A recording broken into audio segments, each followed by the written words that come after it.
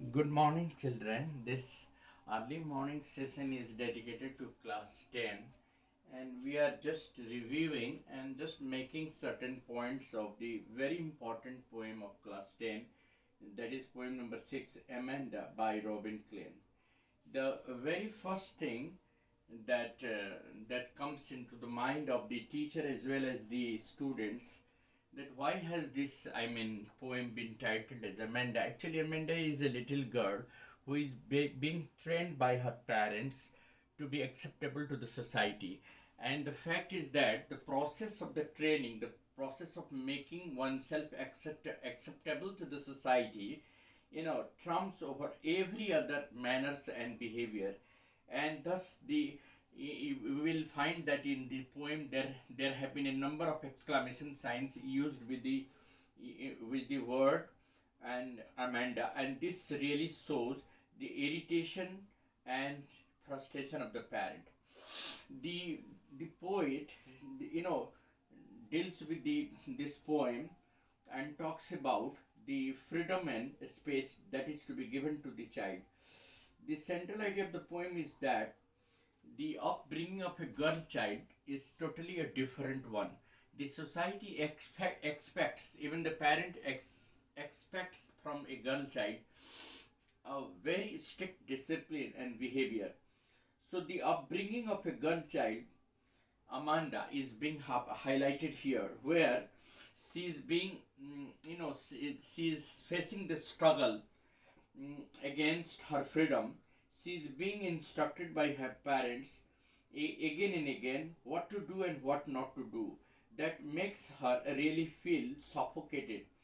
And the poet makes a point in this poem that a child should never be denied freedom and space. The child must be given freedom and space in order to grow properly. And therefore the poem deals with the upbringing of a girl, Amanda. It is highlighted, it is also highlighting the struggle faced by the child. The tone of the instructions given in the poem is not a friendly one and hence makes no sense to the child Amanda. In the very first stanza says, "Don't bite your nail, Amanda. Don't hunt your shoulders, Amanda. Stop that slouching and sit up straight, Amanda." And all the words, each line, the word Amanda ends with an exclamation sign. Here, the meaning of the word hunch is bending the upper portion of the body forward in the forward position, and slouching means to stand and sit or to move in a lazy and downward direction. The very first stanza is full of instructions given by Amanda's parents. This clearly suggests that Amanda is being instructed or trained to behave in a particular manner, a specific manner, and this expectation is from the parents to make her disciplined. So now, in the above line, Amanda is getting trained or instructed by her parents. They are asking her not to bite her nails, not to sit with her shoulder bent down, and they are also asking her not to slouch and sit up, and they are asking her to sit up straight. So the instructions given by the parents in the first stanza are not at all friendly and hence makes no sense to Amanda.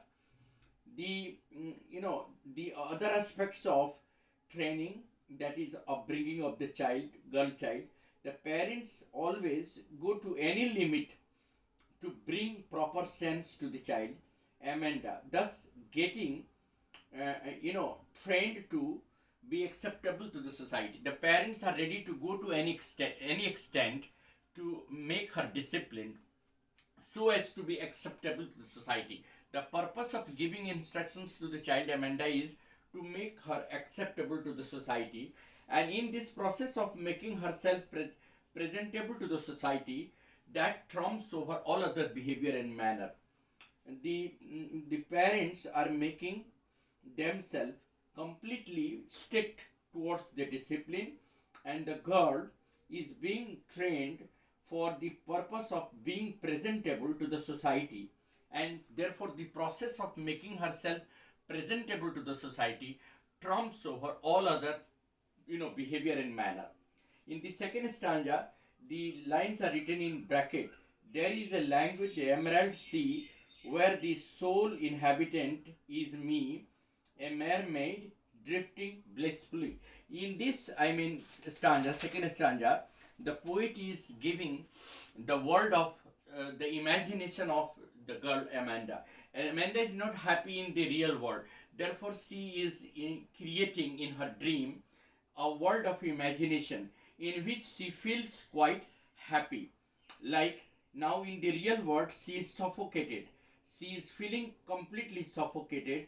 So the lines which have been written under the brackets, reveal the trouble or the loss of freedom of the child, and also the desire of Amanda to be free from this real world and live in the world of her imagination.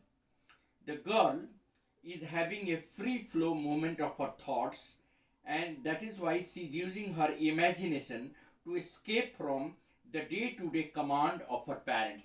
In order to escape from the day-to-day command of her parents, she is imagining, or she is making the world of her own imagination where she wants to be free from all these instructions. As she feels suffocated in the real world, she has made this world of imagination where she is just like a mermaid, a sea plant, rolling and sailing over the water, and not confined to any bank or any edge of the sea. She is moving all along the sea without any restraint, and is enjoying the freedom and happiness. So she doesn't require any other human being for her freedom to exercise, and therefore she remains quite happy.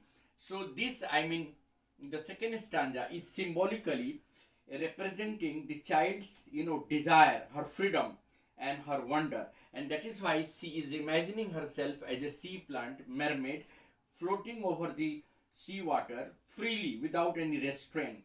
In stanza 3, once again, the instructions are being passed by the parents.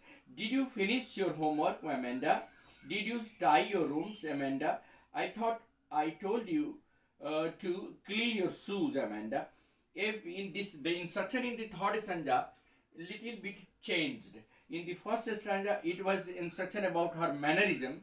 In the second stanza, Amanda is being trained or asked about whether she has finished her homework, whether she has tidied up her room, whether she has cleaned her shoes or not. So now the instruction shifts from first stanza to the third stanza, where she is being trained about her surroundings. In the first stanza, she was being disciplined and about the mannerism of keeping her self quite neat and clean and mannered and disciplined, whereas in the third stanza she is being instructed about her surroundings, all the aspects of her surrounding that is related to the questioning whether she has completed her homework, whether she has tidied up her room, whether she has cleaned her shoes. So all these instructions are about her surrounding. Here her innocence is eventually getting lost over the passage of time, and that is why she feels little hurt, because the instruction being delivered at this point of time is of regular nature, and that explains that the child Amanda is not at all happy over these instructions, and she loses her cool. On the other hand, the parents are also irritated and frustrated because their instruction do not make any sense to Amanda, as it is being over instruction. It is getting regular and it is overemphasized. Thus, this makes no sense to Amanda. So, in nutshell, we can say that the parents of Amanda keep on instructing, on the do's and don'ts, what to do and what not to do. But Amanda remains lost in her own dream. The parents believe that Amanda's behavior has made her parents look bad. They are worried about their image. They are concerned about how society would perceive them if their child always remains in a foul mood, and they want to prove themselves as a responsible parent who managed to balance out what the child wants and what the society expects.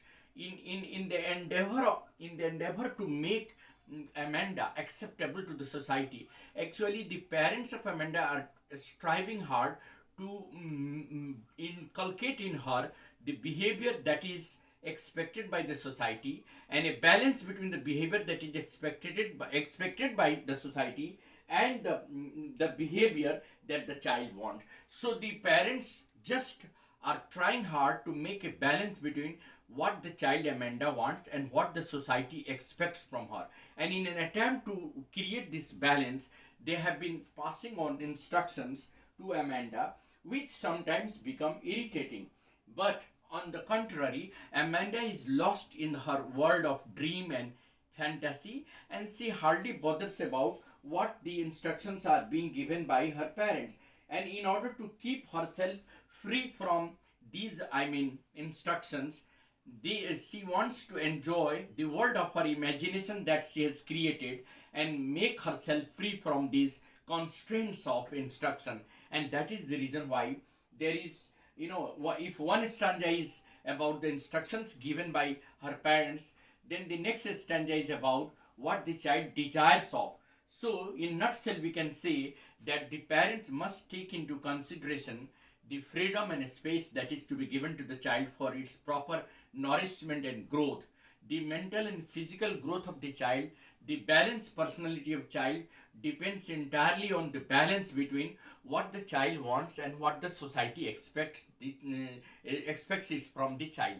There should be a balance. It should not be one-sided instruction. Therefore, too much instructions given by the parents of Amanda turns out to be negative and unhygienic and unconducive to the child. And that is what is being spoken in this poem. In a brief, we can say that the child must be allowed to have freedom and space in order to have her own sense of understanding of the world.